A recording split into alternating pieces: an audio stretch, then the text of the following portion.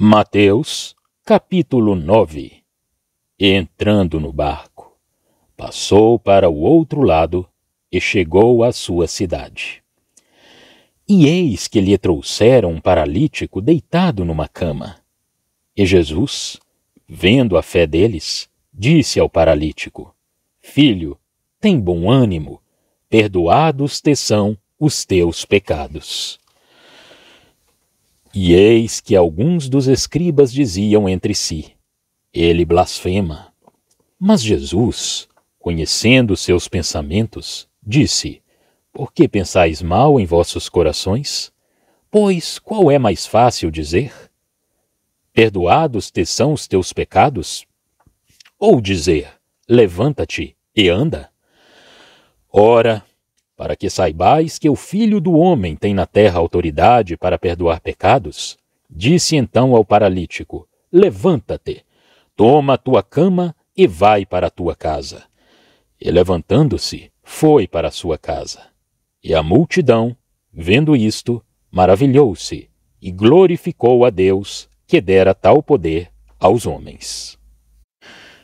E Jesus, passando adiante dali, viu assentado na recebedoria um homem chamado Mateus e disse-lhe: Segue-me.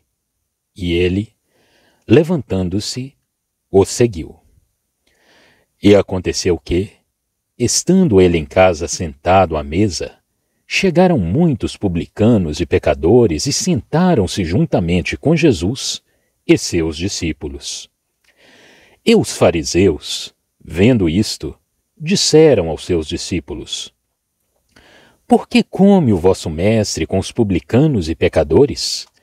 Jesus, porém, ouvindo, disse-lhes: Não necessitam de médico os sãos, mas sim os doentes. Ide, porém, e aprendei o que significa: misericórdia quero, e não sacrifício. Porque eu não vim chamar os justos, mas os pecadores ao arrependimento. Então, chegaram ao pé dele os discípulos de João, dizendo: Por que jejuamos nós e os fariseus muitas vezes e os teus discípulos não jejuam? E disse-lhes Jesus: Podem, porventura, andar tristes os filhos das bodas enquanto o esposo está com eles? Dias, porém, virão, em que lhes será tirado o esposo, e então jejuarão. Ninguém deita remendo de pano novo em roupa velha, porque semelhante remendo rompe a roupa e faz-se maior a rotura. Nem se deita vinho novo em odres velhos. Aliás, rompem-se os odres e entorna-se o vinho, e os odres estragam-se. Mas deita-se vinho novo em odres novos, e assim ambos se conservam. Dizendo-lhes ele estas coisas, eis que chegou um chefe, e o adorou, dizendo: Minha filha faleceu agora mesmo, mas vem, impõe-lhe a tua mão, e ela viverá. E Jesus, levantando-se, seguiu-o, ele e os seus discípulos. E eis que uma mulher, que havia já 12 anos padecia de um fluxo de sangue, chegando por detrás dele, tocou a orla de sua roupa. Porque dizia consigo: Se eu tão somente tocar a sua roupa, ficarei sã. E Jesus, voltando-se e vendo-a, disse: Tem ânimo, filha, a tua fé te salvou. E imediatamente a mulher ficou sã. E Jesus, chegando à casa daquele chefe, e vendo os instrumentistas e o povo em alvoroço, disse-lhes: Retirai-vos, que a menina não está morta, mas dorme. E riam-se dele. E logo que o povo foi posto para fora, entrou Jesus, e pegou-lhe na mão, e a menina levantou-se. E espalhou-se aquela notícia por todo aquele país. E partindo Jesus dali, seguiram-no 2 cegos, clamando e dizendo: Tem compaixão de nós, filho de Davi. E quando chegou à casa, os cegos se aproximaram dele, e Jesus disse-lhes: Credes vós que eu possa fazer isto? Disseram-lhe eles: Sim, Senhor.